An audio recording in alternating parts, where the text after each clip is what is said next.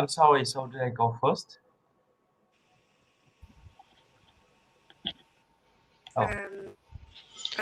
Oleg will go first. So Okay. I start. Welcome to the session on educational platforms too. I'm Lucia Hapa. I will chair the session. We have a very nice program of 5 presentations. Please, for the presenters, presentations are 5 minutes long. We will go through the presentations and have the discussion section afterwards. Please postpone your questions to the discussion section afterwards about all the presentations. You can post your questions already in a chat with some kind of notice for whom it is, to whom it is directed. Thank you very much. And based on the program, we have one talk that is not yet, the authors are not yet here, so we will hope they will join us a little bit later. We are trying to find them. Then first talk will be by Oleg Sinchev, and it is the talk called Right Line, Test with Answers, Answer Templates and String Completion Hints from Self-Learning, for Self-Learning in Computer Science course. Thank you, Oleg, and you can start your presentation. Yeah, thank you. Can you see my screen? Can you hear me and see my screen, please? Yes. Tell me. Yeah. Yes, we can. Yeah, so my talk today will be about our experience in implementing questions regarding writing a single line of code using template matching. Those kind of questions bridge an important gap between learning theory and writing actual program with logic and execution. They help to learn syntax and construct lines of code. There are several approaches to implementing code writing exercises, compiling and testing, comparing syntax tree and pattern matches. We choose for single lines pattern matches because it has very high tolerance to errors. In the answers, it can show how to solve any kind of error, which novice programmers do a lot, and it doesn't require listing all variants of the answers, which can be a lot too. So we implemented this approach in a PEREG module for popular Moodle learning management system that can match student responses to Perl-compatible regular expressions, show the correct beginning if the answer is partially correct in green and the incorrect part in red, calculate the shortest string completion for the expressions, and use it for hinting next correct character and next correct token if the teachers allows hint. Our course was organized as follows. Students have to do 6 laboratory assignments requiring development a program. In order to do them, they must pass topic summative quiz that ensures that the student knows the topic enough to write a program. And to prepare for them, they could use voluntarily topic formative quizzes. There were 3 kinds of them: regular quizzes, PEREG quizzes with hints, and correct writings. Formative quizzes were intended for homework. During the exam, as a part of it, the student passed the exam quiz. It used the same question bank as the summative quizzes, so they could use the same formative quizzes to prepare for it. We wrote more than 700 of regular expression questions with more than 1,000 of regular expressions and gathered data for 4 years for about 500 of students. What did we learn? The teachers used regular expressions to write some complex questions, up to 70 tokens in an answer and up to 18 different significant parts throughout a single expression. Some regular expressions count up to 30 different unique student answers. The major problem was handling extra parentheses, but we dealt with it by implementing recursive subpattern matching functionality, which Rise recall and F measured to up to 99%, which is very good for matching so diverse answers as lines of code. About a half of students choose to use empiric formative quizzes, and they did on average about 9 quizzes per semester.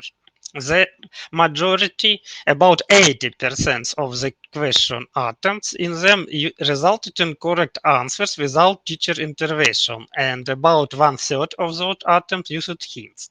However, about more than 10% of attempts of formative questions didn't result in a correct answer, and some of those used hints, even though those hints could lead to a correct answer from any way.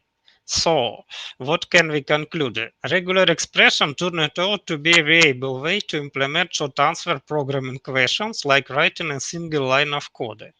String completion hints provided generally enough feedback to let students train on their own and fix very wrong answers that would be impossible to fix using other methods. And the chief benefits was significantly reducing time to answer students' questions about their homework quizzes. They could now train on their own as much as they could. But using hints too often can be a predictor that student is performing poorly and needs more attention. We published our module in Moodle plugin database under general public license. We will be glad to receive your feedback and answer your questions about our experience and using it. Thank you for your attention. Thank you very much, Oleg. The second Clank, it is a hybrid course recommendation system for software engineering education. So you can start your presentation, Clank. So, hello everyone, welcome to our presentation.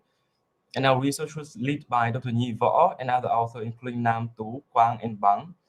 And our research topic is to build a hybrid course recommendation system for students and staff in the software engineering. So let's first talk about the problem. A lot of university students enter the first year without knowing what they want to do in the future. They either have no idea what career path they want to follow or having struggled to find out the necessary skills and how to acquire them for their dream job. So with that motivation, we designed our own recommendation system for students and staff in the IT industry. The system consists of 5 main components. The first component is the automatically scraping bot to scrap the data from the website. The data then passed into the named entity recognition model to extract the relevant programming skills keyword. The keywords will be used to make the recommendations to our user. Then we have the website to allow the user to interact with our system, and finally conduct these survey to get the user feedback. To put everything together, we first build an automatic system to collect data from 3 different sources. We get the job information from the job recruiting site, university courses information from the website, and some extra online learning courses from online learning platform. This data will be later stored in the MongoDB. The bot will automatically run after a preset period to maintain the data up to date. For the web application, we deployed in Firebase and Heroku. User will send the request to receive the JSON WebSocket to access to the API to get our recommendation of the system. So this is the summary of our hybrid recommendation system architecture. At the beginning, we build the context-aware model. At the top first, we extract the keywords provided by our CSIT domain-specific NER model. Then we combine with a dictionary built from MC API to calculate the similarity score between our items to suggest the relevant items to our users. We build the second model, which is the collaborative filtering based on user interactions, users' profiles, and their ratings from the survey. And we use it to train the restricted mode machine. We can predict the user preference from their background and behaviors. Based on this preference, the system will provide different recommendations for each user. The recommendations are combined with the context-aware model and get passed into the hybridization layer to produce the final result. So next, let's go to the feature of our web application. So our web application is split into user side and admin side to fulfill user needs and improve security. User can get recommendations for university courses, career options, and skill set analysis. User can change their profile to different roles, teacher or student to have more suitable analysis and recommendation. For the admin account, management dashboard, details, insight, data, versioning control are the main functions. So we highly recommend you to watch our demo video to see some features in action. So, and for the survey, we let users score the 4 questions on the performance recommendation system that we provide.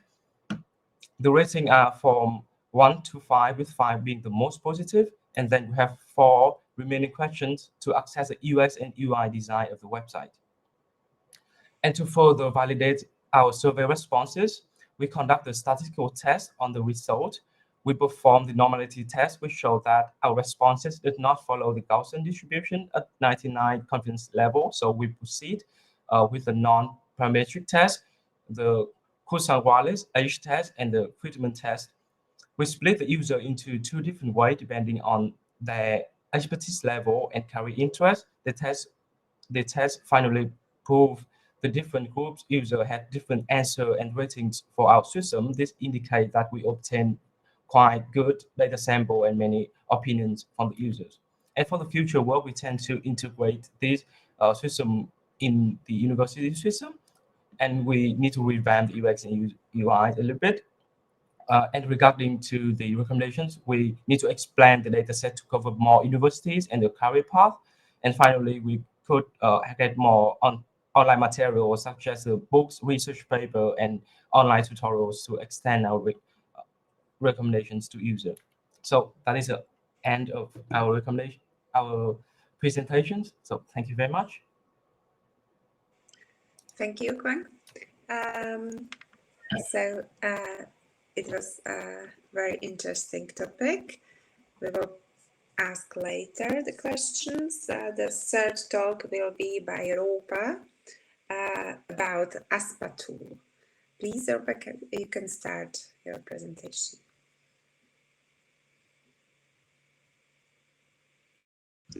Yes, sure, I will. Why it says what It's it? a Yeah, static analyzer to support learning. yeah. Continuous feedback again topic on programming courses. Okay, now. Then with Valentina. Yeah, for some reason, yeah. Sorry. This for some reason said that Okay, now. All the window. Okay, yeah. So, hello everyone. My name is Roope Luukkainen and I'm a presenter of our paper, ASPA Static Analyzer to Support Learning and Continuous Feedback on Programming Courses and Empirical Validation. So, very shortly, we did this study to empirically validate this tool, which is called ASPA, and we use this tool to automate parts of feedback in LUT University CS1 course, which is lectured with Python 3.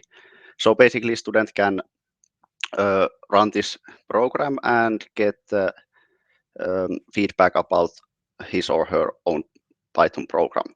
And we had these 3 research questions, which is the attitude towards using ASPA, which is the perceived ease of use of ASPA, which is the perceived usefulness of ASPA. And now I will go through all the questions and results we got. So in this main survey, we got 236 answers, which is 46% of all students, and out of those students, 205 used ASPA and 31 didn't. And those who didn't say that 10 out of them say that they did not need help, and that's the reason. So very little amount of students did not use ASPA for other reasons. So in this one question, we asked this survey that how many times they used it in a course project, and it was multi-choice, and majority of students use it at least 2 times, and even more like used it more than 3 times. And in the weekly assignments, after we introduced ASPA, there was 36 weekly assignments left, and maximum, some students use it in every single assignment after introducing the ASPA, and on average they use it almost in 11 assignments, and this is like student reported number because they used it in their local computer. And then the second research question was, did students actually felt that it was easy to use this tool? So students' workflow is like, in simplified, it's like this, that they have this very simple program. Then they open ASPA and select the tool via program operating system's normal file dialog. Then on the left-hand side, they select which analysis they want to use. Basically, after a week, about the half, after the half of the later part of the course, you basically always select every analysis, and they are default selected. So basically, they just press execute analysis, and then ASPA show what is the result. And in this very simple example, we can see that there is a global list which is not good in our course, and that's why ASPA says that this is an error and you should fix it. So did students actually found this easy? And we had this one matrix type of question that they selected their perceived like opinion, and selecting the detections on the left hand side was perceived very easy, and selecting files was well considered maybe hardest one, but it was still very easy, or easy because it's 4.4 on average, so that's still very high. And understanding results was also 4.4, but not any very hard answers, so mostly students were very happy about that. Then the study results for this research question 3. So was it actually perceived useful? And there are just few highlights I pointed here, that the course would be more difficult to complete without ASPA, and on average students say that 3.7 it's like true, or they strongly agree. And same with the weekly assignment, so 3.7, and in course project it was 4.4, which is very high, and students really felt that it was useful in their course project. Similarly, we can see in these open field questions that which when coded, we can see that 81 times students explicitly mentioned that it was useful in course project, and that's like third of the students and who answered the survey. And help to fix careless mistakes was mentioned 47 times, and general benefit, which did not exactly say how it was useful, but it was explicitly mentioned that it's useful. It's 39 times. So we could argue that ASPA was perceived as a useful tool.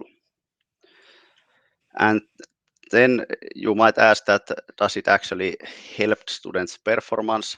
And while this was not the main part of the study, we did the Man-Whitney test to compare those students who downloaded ASPA and those who did not download ASPA.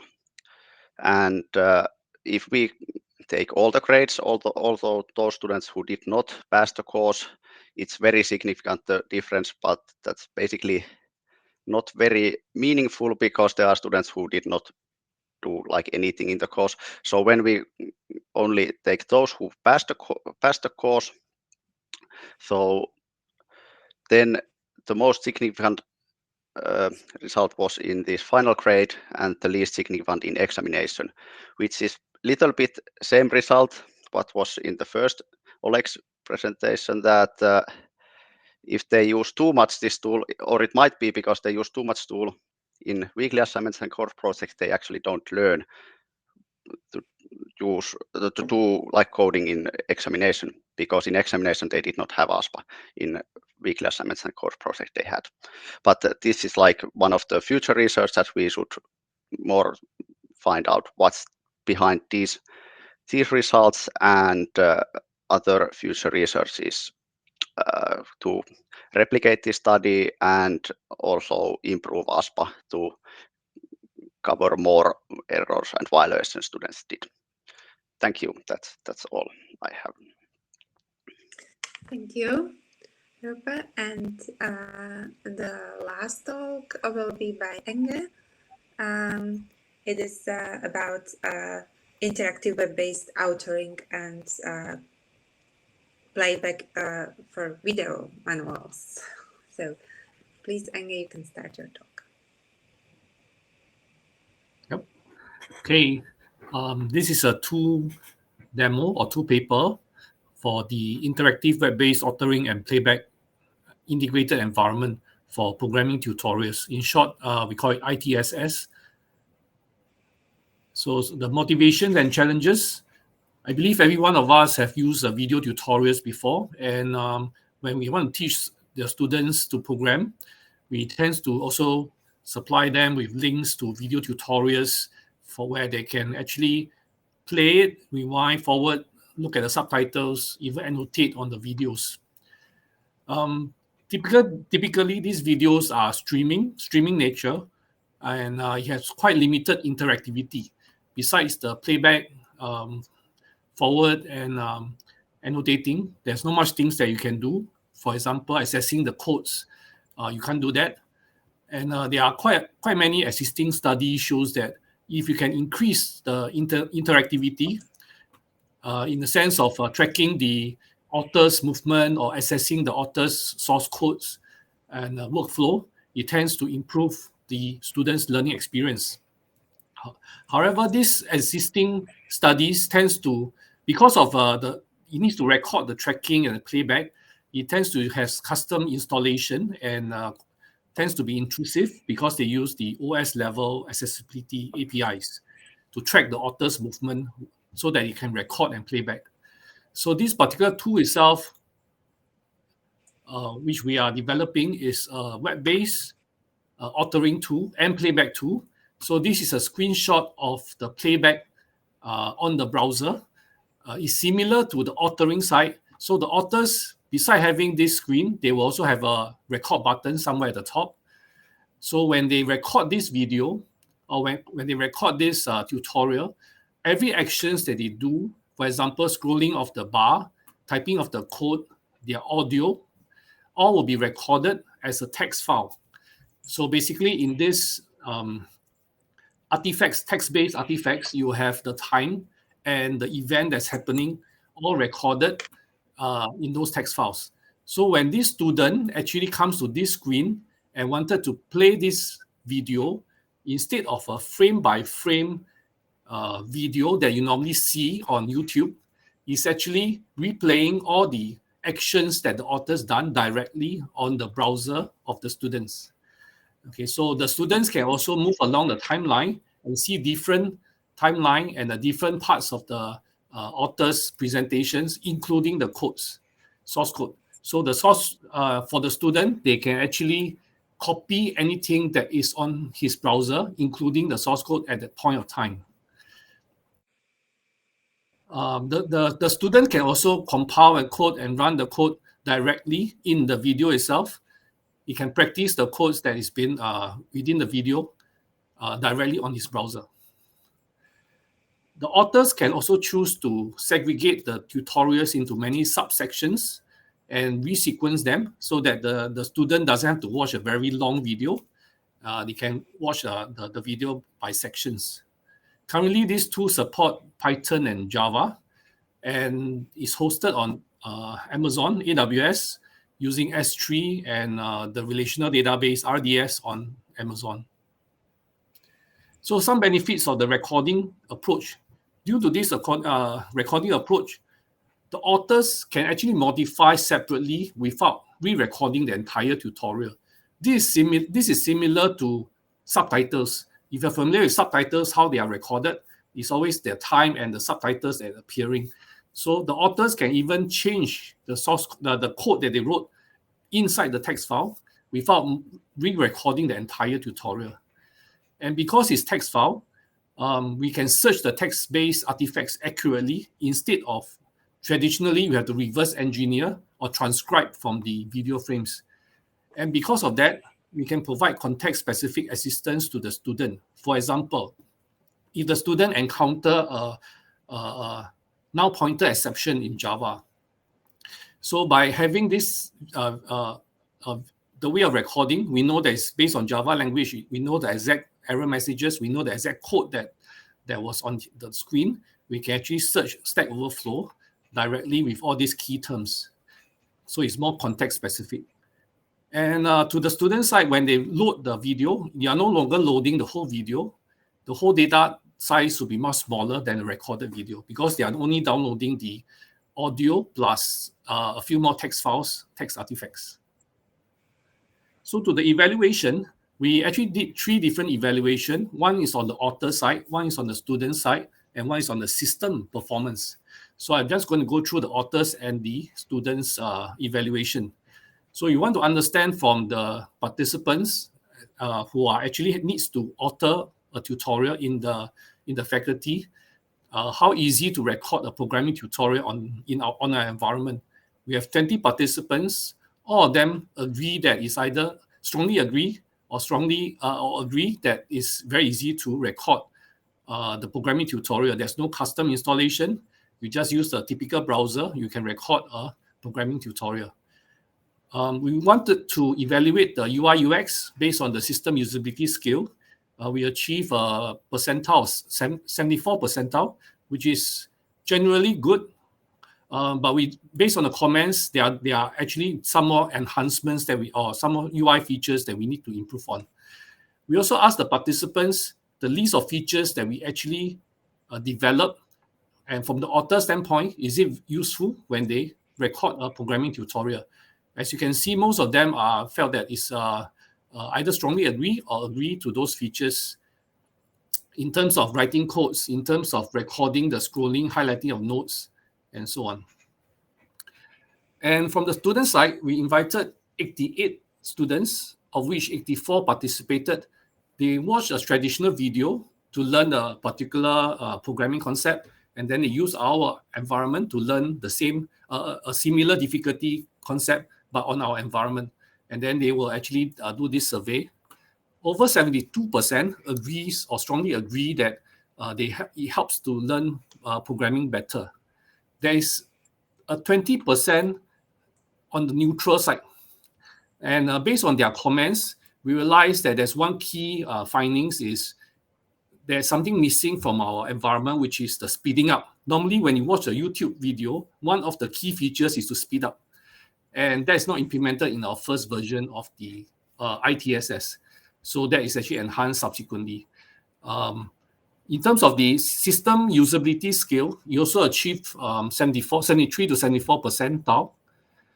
And we also asked the students what are their opinions on the playback features that we create. For example, you can observe the authors writing of codes, highlighting of codes, and so on.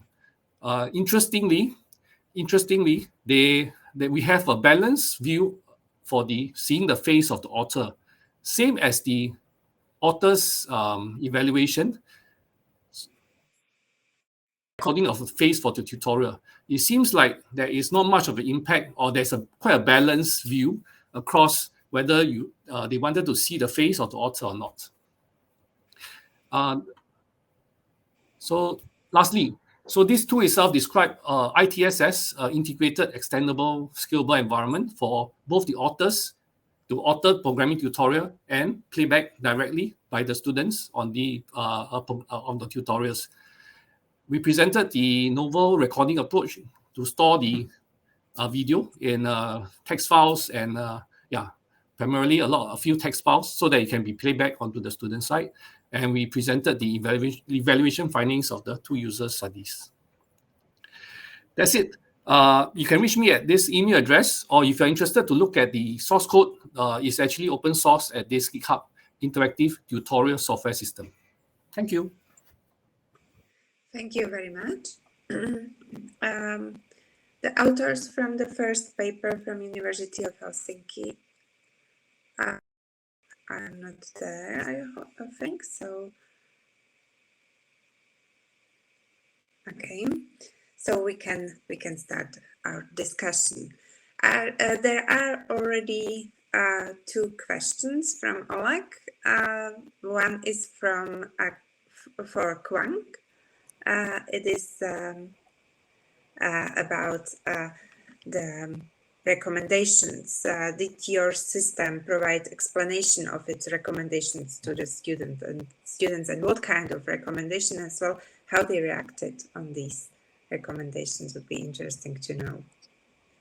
And for the explanation of the recommendation we provide to our student, of course, we have the explanations.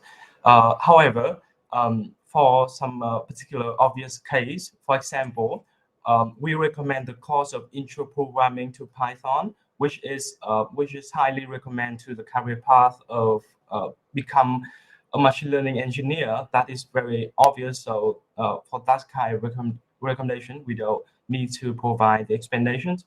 However, for the deep analysis on the missing skills and the skills that our student has already acquired, we analyze this is based on the level of expertise for each skills, and then we visualize the distribution of suitable percentage to each career path that we recommend to our student.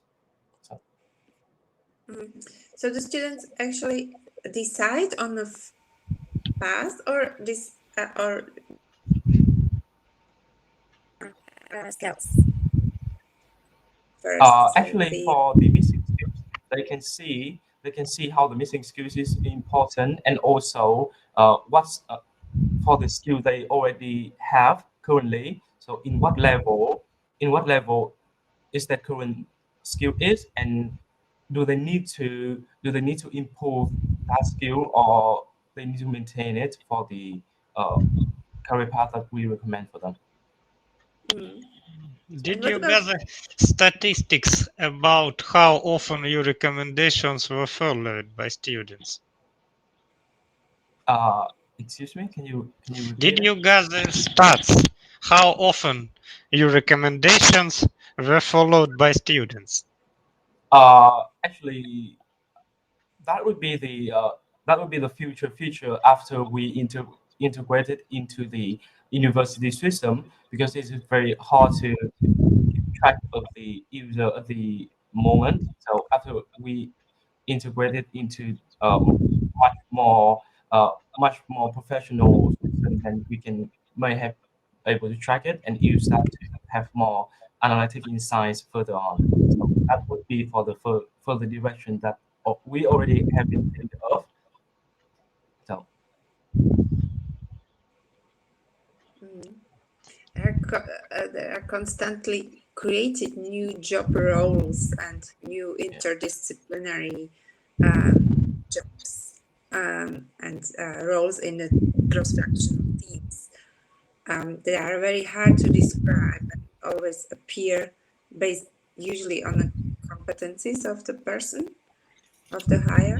So could your system react to this dynamic art of job descriptions and job creation in IT roles? Yeah, I think we have that on the student survey as well. We asked 4 questions on how good is our recommendation system, and how likely they want to recommend it into their peers. So for that question, actually we received the average rating above like 4.3 in our 5. So that's quite good for the recommendation for students, and also we received many good feedback from the faculty member in the university as well.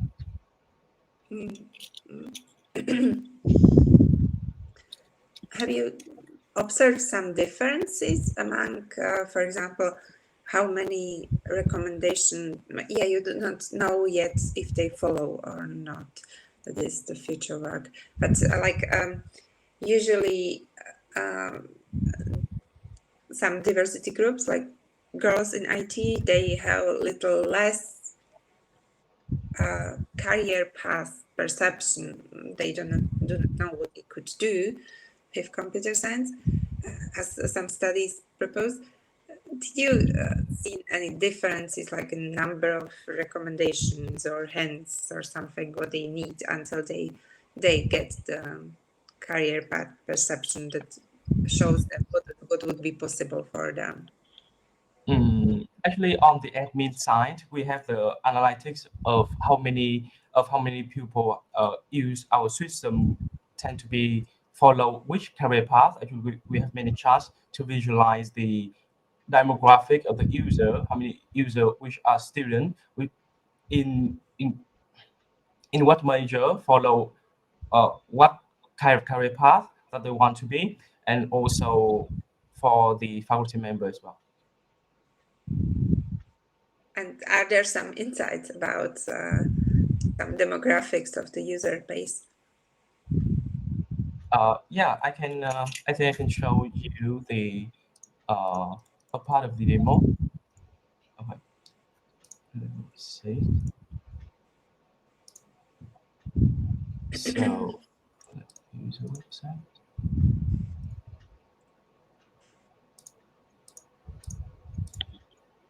So, can I share my screen now? Yeah. Okay. I think I'm gonna share the entire screen here. So this is the demo of the admin side. Actually, we can see the trending of the market hiring. For example, for September last year, actually the data engineer and the software engineer is much more higher than the hiring for machine learning and iOS developer and data scientists. So this is the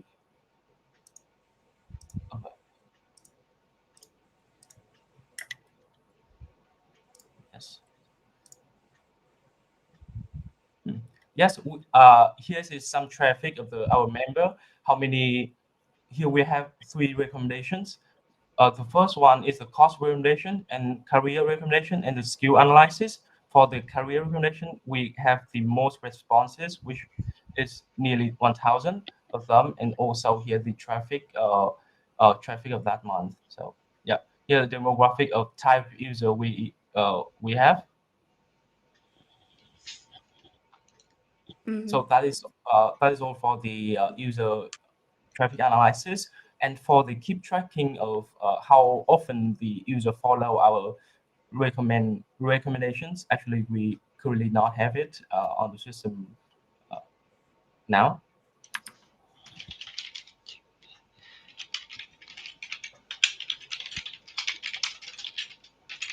So do I answer your questions or?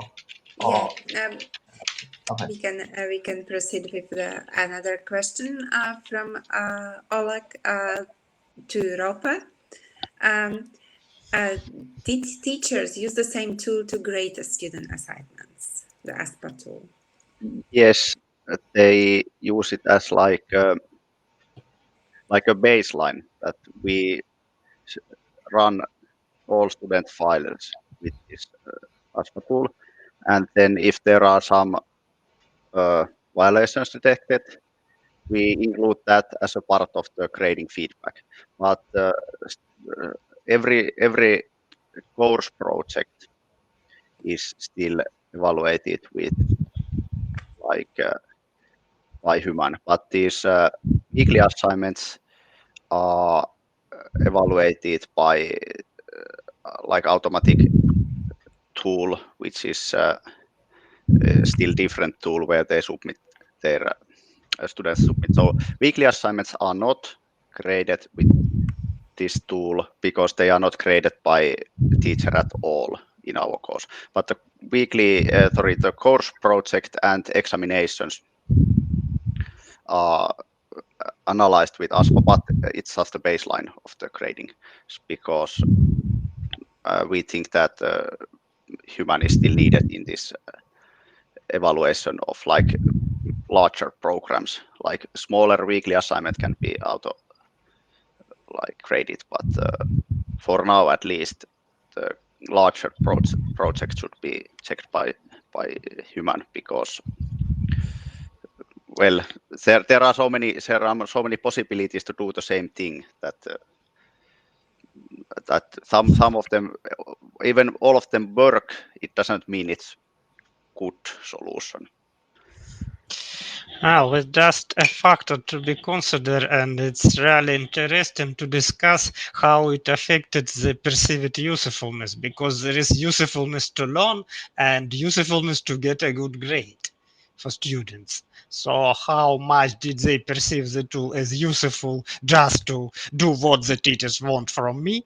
And how much did they perceive the tool as useful in the learn good practice? You can see that for project which use it to grade it, they see it as a most useful, yeah. Yeah, I agree. Yeah, And maybe asking questions, providing interview to study what they were really useful for getting a grade or for learning good things. It's a different times. Really. yeah, that's true, and that's the also point why I showed that in examination it was not so significant difference. So it might be that students learned to like follow the rules or the what like fix the violation detected by ASPA, but they might not actually learn programming like without the tool, and that's like the also next thing to test, that do they actually learn to program, which would be much more important. Yes, it's also interesting to see if the habits persist, if they will avoid the same mistakes after they cannot use the tool anymore, or do they just rely on the tool to tell them all what's wrong? Yeah, that's something we should like study more based on open feedback. There were multiple mentions by students that they felt at the beginning they got a lot of violations, but then when they have got the same violation multiple times, they like remember to check that without even using a tool. So at least they felt or like reported that they learned these basic violations. But it of course depends in the long run that do they remember it after half year or 1 year or like permanently. But at least they reported that there were multiple like mentions that they at the beginning got violations, and at the end they like remember to check them by themselves. So at least something is learned. Do you have some information if they reacted on the violation hits correctly? If the solution that they implemented then was correct? In sense, we don't like gather data that what was their solution at the beginning and what it was at the end, but so we only have like their final submission like stored in this system. So that's basically we don't have like this path from the first try to the submitted version. So we don't exactly have this, but then we basically can say that if student has submitted a solution which doesn't show any violations by ASPA, it's either learned or they have used ASPA, but we can't exactly say that's how many times they have used, or is it actually true because that they have used ASPA, or they just knew how to do things without ASPA. But yeah, we don't have like this improvement path of this submission. One interesting thing to consider in such scenarios is moving to continuous integration testing, like on GitHub, where students commit their code and then get results of testing, of ASPA, and so on. And then you can see and study how they commits change, what did they fix after receiving all that, and so on. It's an interesting experience, though we are not there yet themselves. Yeah.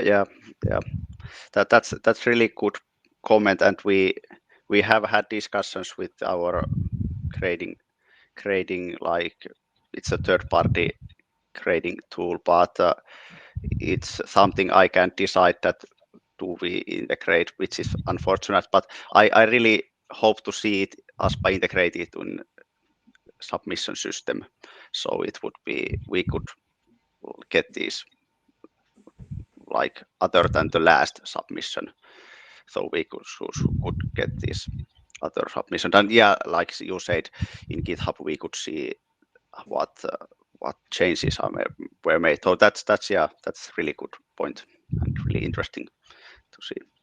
Roope, in your results, there was some interesting observation that even they did not perceive the experience like fun. It increased their grades and decreased the frustration they felt. And usability of the tool was as well considered as a high. Based on what you said, isn't it like that if it decreases the frustration, which is the biggest barrier for programming, it could be like having an incubator time programming, get the experience, get the through the barrier, then part of the course having without the tool and checking if they even not using the tool avoid the problems and the violations, and then having an exam, like combining this throughout the course and using the tool and the recommendations from the tool as an incubator to get through the frustration barrier, because they reported that they haven't felt frustration. What's interesting. So you mean that they would use tool at some point of the course, and the other later part they would not use the tool? Yeah. Yes, that would be like an interesting thing to test.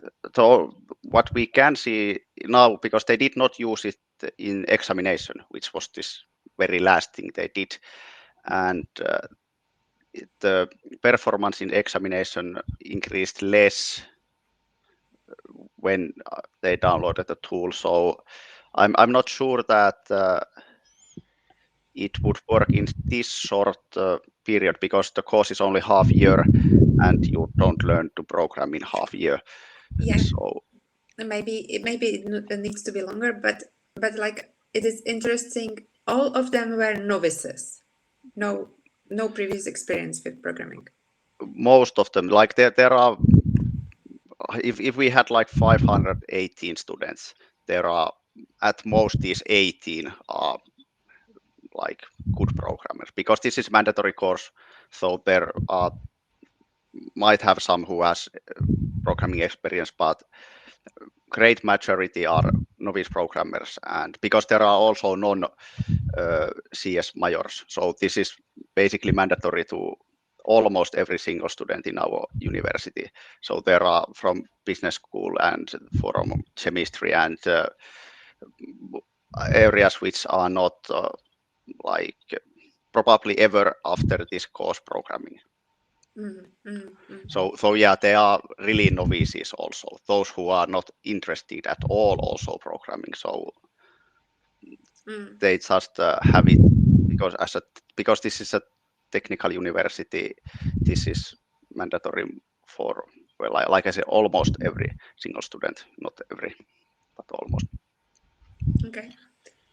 Yeah, one interesting moment. There is a big difference in the number of students who didn't load it, as a lot of them didn't finish the course, who didn't use the tool. But was there any significant number of students that did use the tool and didn't pass the course?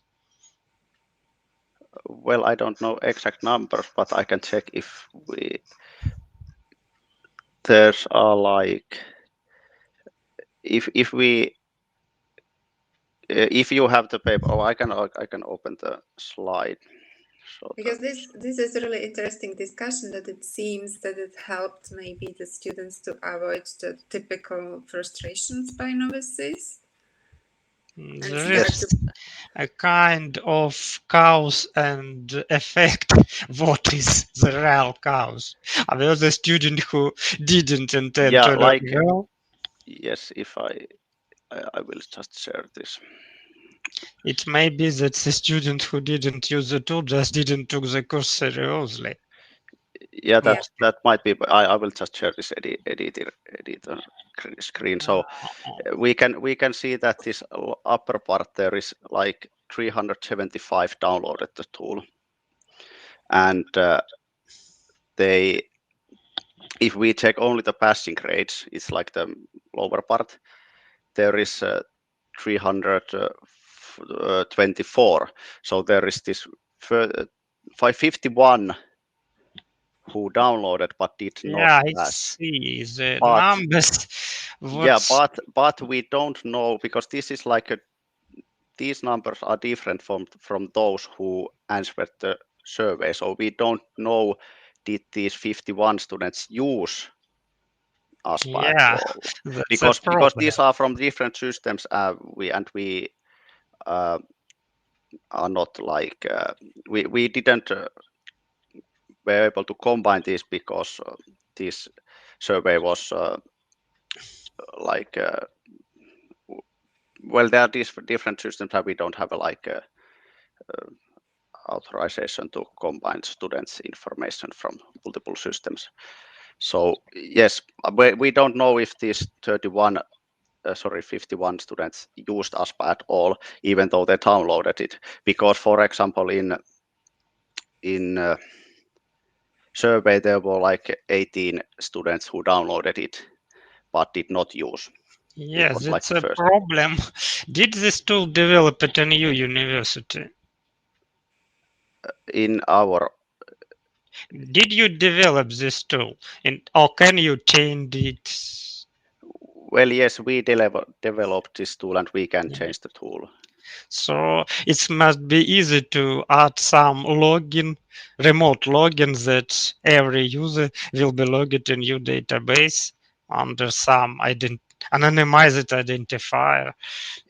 Yeah, Does that's also one thing we could improve, but it's because we are thinking to integrate this to other systems, it would be like possible to get the information from this like main system where this tool would be integrated. But yes, that's a good point, that there is like difference between usage and download, and we don't know how much they use. Did I answer the question? yeah. Yeah. And I so hope this discussion was useful for you. Yeah, there are very good comments and good question at the beginning where we started.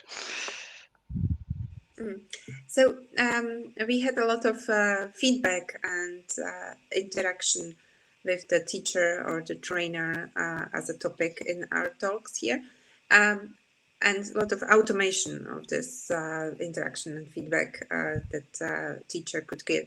But on the overall, what do you think? What teacher feedback still needs to be done by teacher? And what kind of feedback is necessary for some students? What do you think? What is the role of the trainer and teacher today?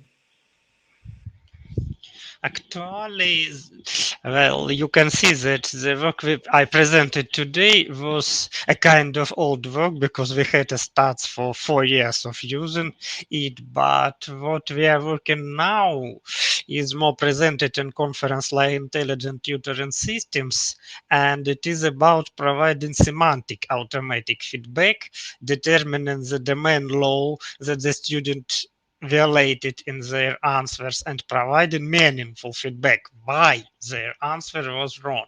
For now we can model only simple exercises like determining the order of expression evaluation, data types, determining program tracing, and so on. Even this takes a lot of effort to teach the computer to reason, to find holes in student reasoning, to model students' reasoning process, the desired reasoning process. We are working on it right now.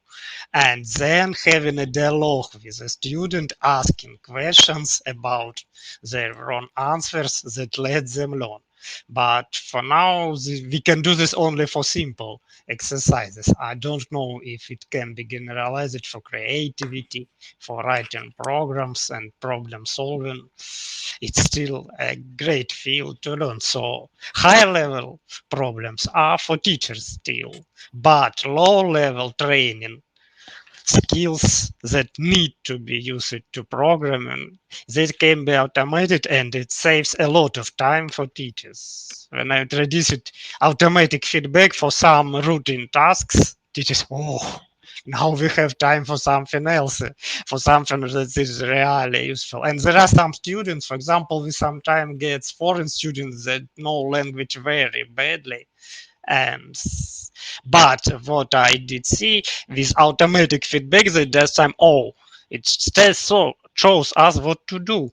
And I had an anecdotal case when two students who didn't learn anything at all in a semester, not even how to declare a variable, and then they were shown hints in pair questions, and in the half of hour without a teacher, they made some discoveries like that char is a character type. And they started to learn at last. So we mostly must free teacher for high level work. Yes, yes, that's completely true. And Enge, what do you think? What are the best practices for training videos? How to involve students that they interact and get through the whole tutorial and not only like watch and consume? Yeah, I think one of the takeaway for this tool when we do the survey and evaluation is it's not just that the interactivity, but the UI UX and whether is it enticing to the students.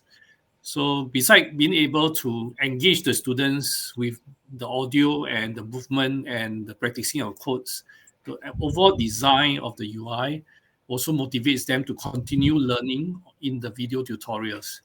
So in terms of we do find that by having all this integrated together on one browser page, they are less distracted to get out of that page and browse other website or go to their own IDE and might not come back again. So if you have an integrated environment, one screen where they can listen to the content, see the coding, and even practice the coding, less distracting for learning as a whole. That's one of the findings, I suppose, from the comments that they mentioned about this tool.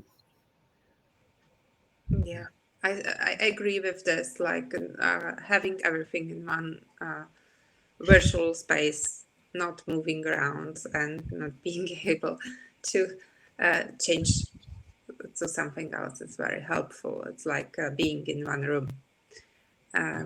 Yeah, I agree. Yeah, okay. About the last paper, one thing that struck me is that when in questionnaire you plan it what you asked, what features of your system you asked them about, and it can contain a bias because you asked what you considered good features of your system.